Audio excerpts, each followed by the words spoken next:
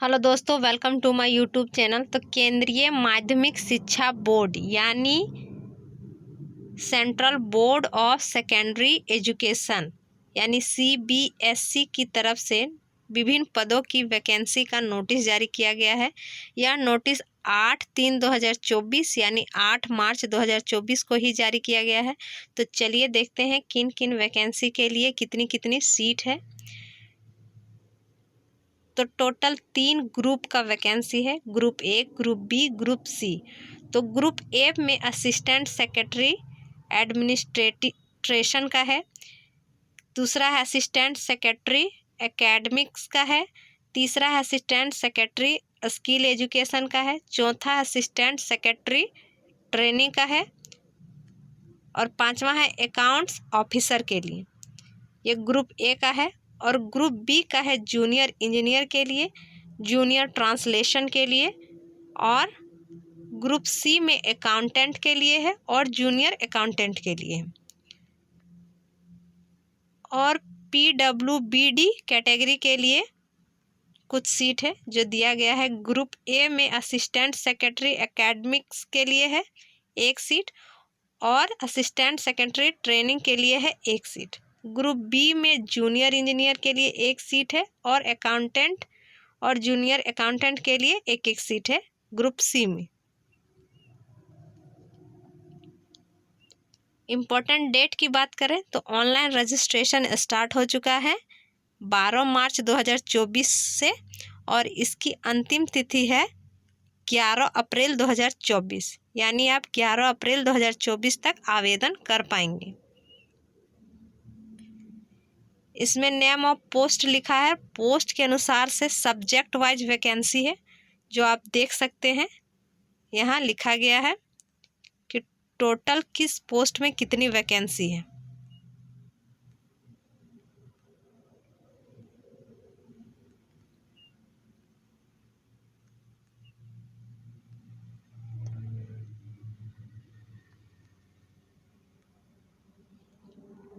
तो चलिए देखते हैं रिक्वायरमेंट रूल क्या है।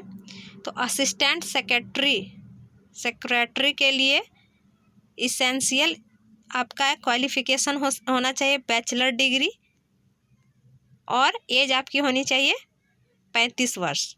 असिस्टेंट सेक्रेटरी एकेडमिक्स के लिए आपका पोस्ट ग्रेजुएट होना चाहिए, साथ में BEd की डिग्री होनी चाहिए या नेट या SLET या फिर डॉक्टरेट की डिग्री होनी चाहिए।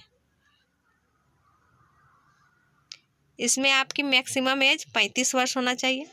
असिस्टेंट सेक्रेटरी स्किल एजुकेशन के लिए आपकी एजुकेशन होनी चाहिए पोस्ट ग्रेजुएट। इसमें आपकी मैक्सिमम एज 30 ईयर होना चाहिए। असिस्टेंट सेक्रेटरी ट्रेनिंग के लिए इसेंशियल आपका क्वालिफिकेशन होना चाहिए पोस्ट ग्रेजुएट, साथ में BEd की डिग्री या डॉक्टरेट की डिग्री, नेट क्वालिफाई। अगर आप MAd MPhil किए हैं तो भी आप अप्लाई कर सकते हैं। इसमें भी मैक्सिमम एज 30 वर्ष है। अकाउंटेंट ऑफिसर के लिए अप्लाई करना चाहते हैं, इसमें आपकी बैचलर डिग्री होनी चाहिए, economics, accounts, commerce, finance, business study या एक cost accounting and 1 the subject, इन सब्जेक्ट में किसी में आपकी बैचलर डिग्री होनी अनिवार्य है। इसके लिए आपकी मैक्सिमम एज 35 वर्ष होनी चाहिए। जूनियर इंजीनियर की बात करें तो इसमें BTech की डिग्री होनी चाहिए सिविल में और इसमें 32 वर्ष मैक्सिमम एज होना चाहिए। जूनियर ट्रांसलेशन ऑफिसर की बात करें तो इसमें भी आपका मास्टर डिग्री होना चाहिए अनिवार्य रूप से और इसमें अभी आपका 30 वर्ष मैक्सिमम है। अकाउंटेंट की बात करें तो इसमें भी आपके इकोनॉमिक्स, कॉमर्स, अकाउंट, फाइनेंस या बिजनेस स्टडी से आपकी ग्रेजुएट होनी चाहिए, तभी आप अप्लाई कर सकते हैं, नहीं तो नहीं कर सकते। जूनियर अकाउंटेंट की भी बात करें तो सेम प्रोसेस है, इसमें आपका 12th पास होना चाहिए और कॉमर्स या इंटरप्रीनियरशिप, फाइनेंस, बिजनेस एडमिनिस्ट्रेशन ये सब की आपकी सब्जेक्ट होनी चाहिए इंटर में और मैक्सिमम एज इसमें 27 वर्ष है। एज का कैलकुलेशन 11/4/2024 के अनुसार से ही किया गया है। एज में छूट भी दिया गया है। अगर आप ST SC में आते हैं तो 5 साल का छूट दिया गया है। OBC आते हैं तो 3 साल का। PWBD में आते हैं तो 10 साल का, और PWBD में ST SC में आते हैं तो 15 साल का। वीमेंस है तो 10 साल का छूट दिया गया है।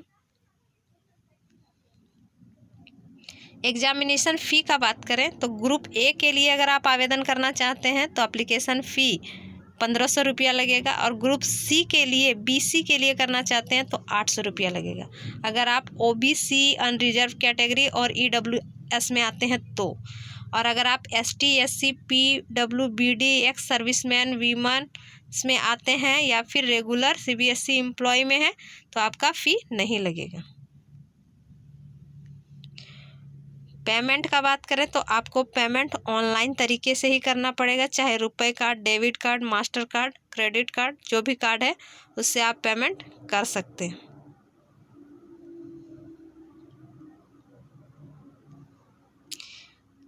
इसमें आप एग्जामिनेशन की बात हो गई तो एग्जामिनेशन जैसा पोस्ट है उस टाइप का इसमें एग्जामिनेशन लिया जाएगा। उसमें रिटन एग्ज़ाम होगा, आपका ऑब्जेक्टिव होगा। तो जिस पोस्ट के लिए आप अगर आवेदन करेंगे उस पोस्ट के अनुसार से अलग अलग सिलेबस है, वैसे सिलेबस को आपको पढ़ के एग्ज़ाम देना पड़ेगा। तो यहाँ जो पोस्ट के लिए भरना चाहते हैं एक बार अच्छी तरह से पढ़ लेंगे कि किस पोस्ट के लिए क्या क्या सिलेबस है, कितना कट ऑफ मार्क्स है।